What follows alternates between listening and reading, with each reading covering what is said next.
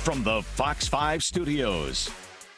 This is the RebZone Sports Show, sponsored by Hennis and Haight. Help is here. College football is back in the sports capital of the world. The Rebels are hungry. The ultimate goal, a Mountain West championship.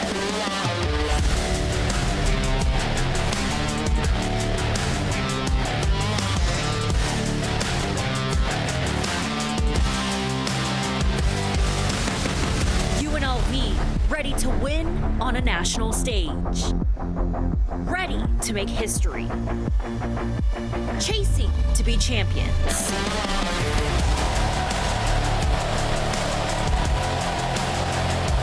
The reigning Mountain West Coach of the Year returns to the RebZone.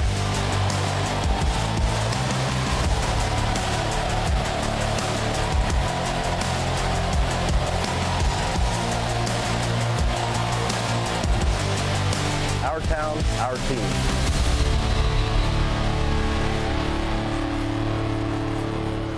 Welcome into the Fox 5 studios. The college football season is back, and so is the RebZone. UNLV football head coach Barry Odom and his Rebels are on a mission to finish the 2024 season as Mountain West champions and compete for a national championship. Coach Odom, so great to have you back in studio. Are we fired up for the college football season? Fall camp is in the books, and your team looks deeper, more explosive, more talent on both sides of the ball. Well, it's certainly excited about the point of the season that we are in, now getting into game week finally. It's been, when you start building the teams every single year, it's different, right? So we started in January and put the new pieces together. The returning players in our program have made great progress, through the winter conditioning, spring ball, summer camp, and then now in game week. We're excited. Our kids have done a tremendous job. They're a fun group to coach, very, very competitive. And as you said, we're on a mission, and it's set by our locker room and the way that they've worked every day. Let's check out the four captains for this year. Starting from the left, senior inside linebacker Jackson Woodard, UNLV All-American wide receiver Ricky White, also All-American wide receiver Jacob DeJesus, and a playmaker in the backfield, Jonathan Baldwin, senior DB. Four of these guys, Coach, I see their work ethic, their characteristics.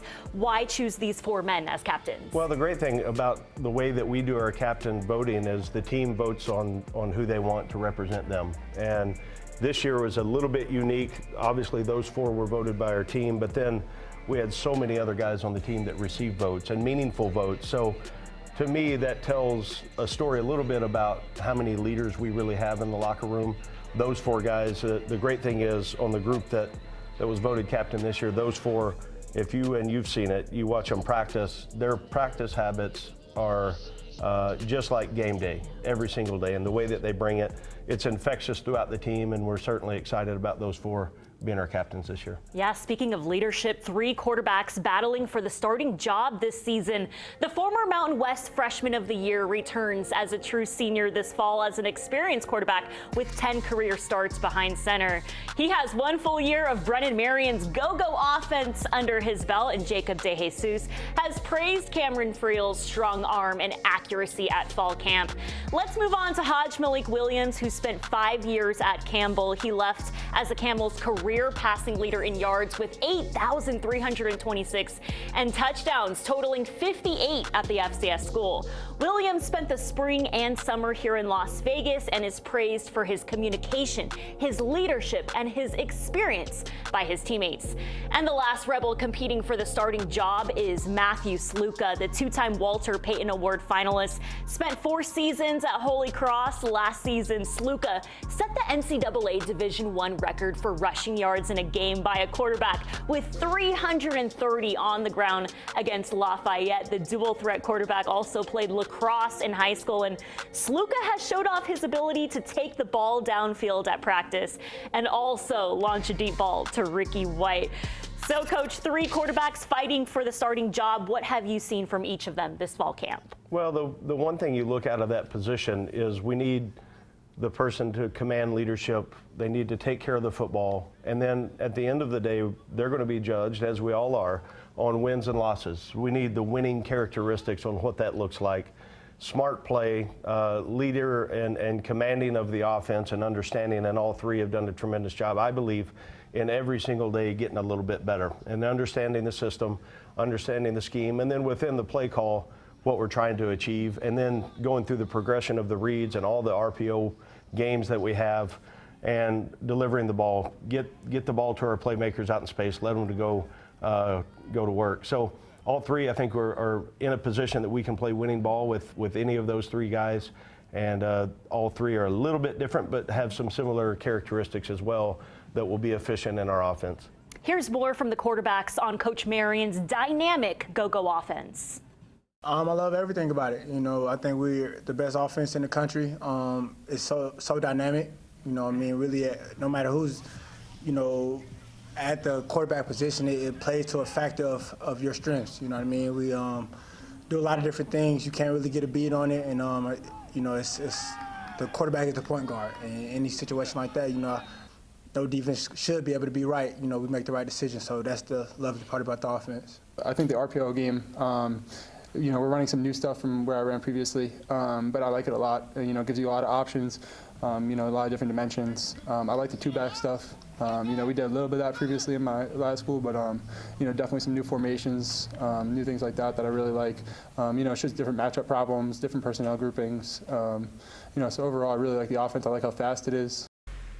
For the first time in history, the college football playoff has expanded to 12 teams this season. Here's a look at the playoff bracket with the higher seeds hosting the first round starting on Friday, December 20th and Saturday, December 21st, followed by the quarterfinals, semifinals, and the 2025 National Championship will be played on January 20th, 2025 at Mercedes-Benz Stadium in Atlanta. So here's how it works. The 12 teams will be the 5 conference champions ranked highest by the College Football Playoff Selection Committee, plus the next 7 highest ranked teams. The 4 highest ranked conference champions will be seeded 1 through 4 and will receive a first round bye. The 8 teams seeded 5 through 12 will play in a first round with the higher seeds hosting the lower seeds. College Game Day's Pat McAfee and Kirk Herbstreit both had the Mountain West in their 12-team playoff predictions. So Coach Odom, a longer season this year with that January 20th national championship date. What are your thoughts on the expanded playoff? Well, I think it provides opportunities. You look at the expansion of what it will be this first year, and I think the Mountain West Conference, in the history of the 26 years now going into our 26th year, such a strong brand. You look at the end of the year, usually the Mountain West Conference champion is in the mix and being nationally ranked, you know, breaking down, are you in the top 12, top 10, what that looks like. And I think with the non-conference schedule, as all the teams in the Mountain West have, it's a very, very strong brand, and without question should be in the conversation whoever the champion is. Yeah, we've seen so much talent in this league, and with your strength of schedule, no doubt the UNLV Rebels are looking to make a run for it this year. And speaking of dominating in the Mountain West, we sat down with one of the nation's top offensive coordinators, Brennan Marion, to hear how he's added depth, more speed, and talent to his dynamic go-go offense. I know you're so passionate about coaching, developing young men. What have you enjoyed this fall camp working with the quarterbacks? Yeah, it's always a new challenge. Every year is a new year. And with these guys, it's about really changing their habits. You know, when you're a 4-year starter or a 3-year starter at a place, you're very comfortable. You know, and it's creating that bond and relationship with them where they will let that wall down and open up the trust and trust that you can develop them and give them new habits and create things that they haven't done and that they're uncomfortable with, and get them to be comfortable with it and confident. And so they've done a great job at doing that, and it's been fun, you know, in the quarterback room with me and, you know, Coach Merchant in there. He does a good job in just making sure those guys are confident and comfortable with the new. The conversations you had this offseason with Ricky White, really his goals, his plan, what was that like this offseason? Yeah, I love Rick for his loyalty, and you know, his dad has followed me for a long time, and I always say it takes a village. You know, if he didn't have a strong father in his life, I don't think that he would be, you know, here with us. He wouldn't trust me, Coach Odom. You know, he knows that we're great dads and we really care about the players and their well-being, and he knew this was the best place for Rick to stay and develop for another year. And so, you know, with that trust, now you can really accelerate the process. And Rick has done every single thing that, you know, Coach Alexander and Coach Odom, me, myself have asked him to do. And he's taken the next step. And it's crazy, you know, when someone has 1,500 yards, you're like, I mean, they got better. You know, he got better. And it's crazy to say that, but he's a lot better than he was, you know, last year. Coach Odom and this coaching staff being here in Las Vegas, the tremendous success you guys had last year, how has Coach Odom and this group of men made you a better coach, a better man, a better father? Yeah, absolutely. I think I've been blessed throughout my life to have a lot of great mentors, but you know, it's different now as you get older. You know, it becomes like guys become father figures, and then there's people who really catapult you and champion you in life. And I'd say Coach Odom has been that for me.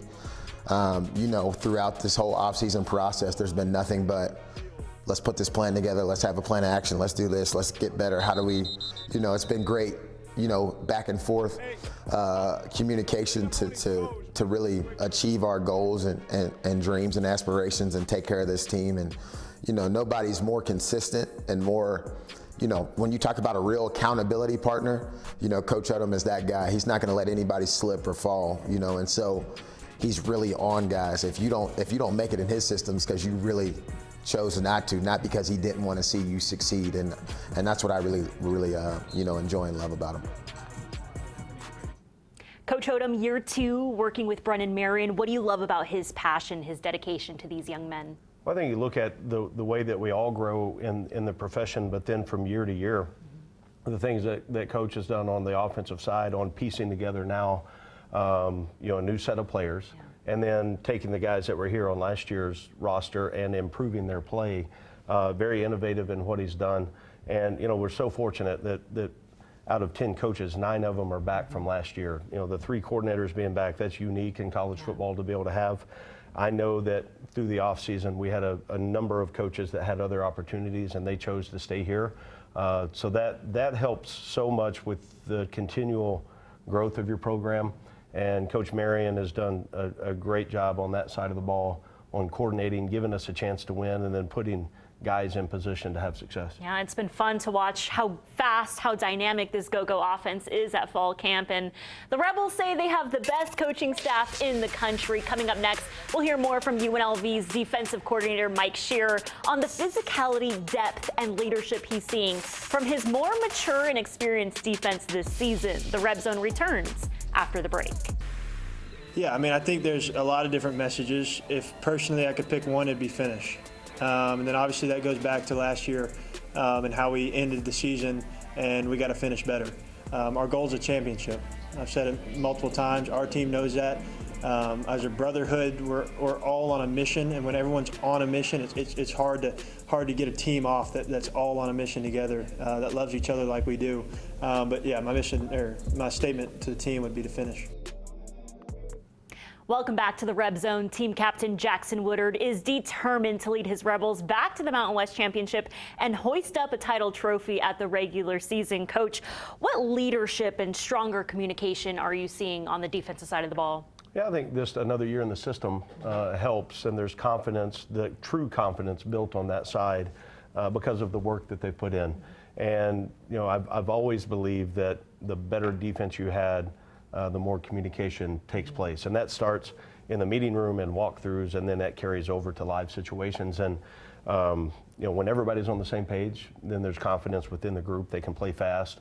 They believe in each other. They understand what their role is. And I'm excited about the steps that our defense has taken in that world. Yeah, a lot of new faces on the defensive side of the ball. To dive deeper into the depth on defense this season, we go one-on-one with defensive coordinator Mike Shearer.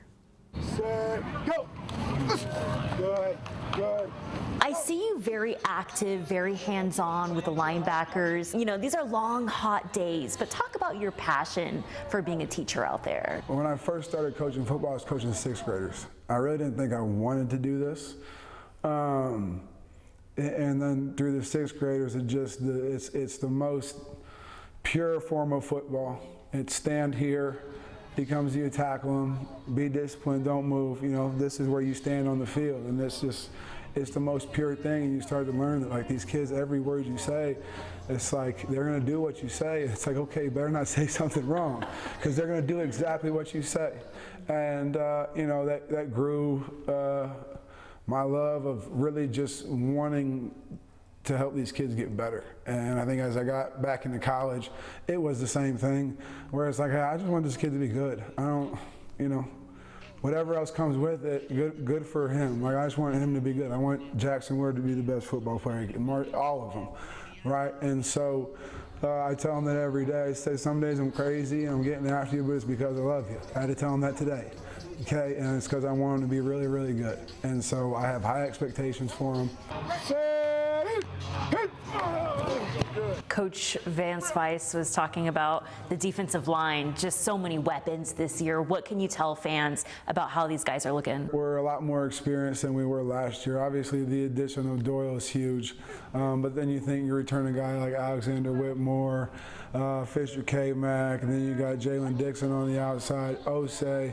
There's a lot of guys that have grown in the offseason. You know, Osei and Fisher K-Mac are two that you think about. And then, you know, in the same kind of breath as Doyle, we have a new freshman, you know, Melvin Laster, who's coming along, who's going to be a real talented player for us. So we have a lot, and they play extremely hard. You know, throw Keith Conley in there.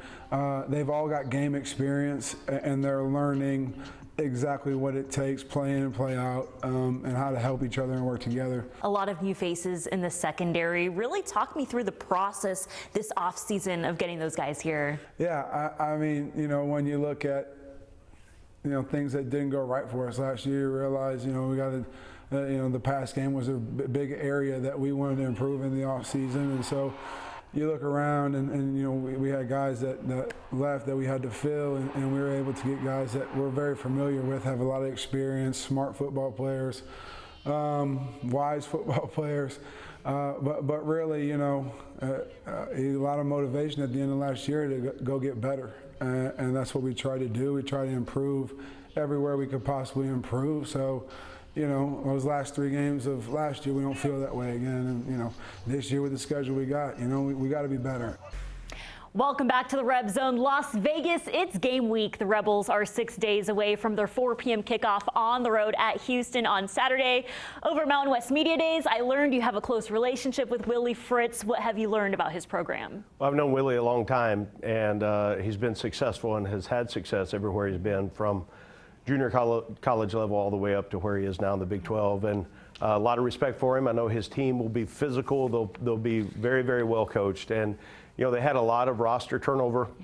So he had a number of student athletes transfer with him from Tulane, where he was before. And then, you know, they're big up front on both sides of the ball, explosive on the outside offensively, and the defensively going to be very aggressive. So we need to be good early. We got to take care of the ball and establish the run game. If we can do those things, it'll be a great night.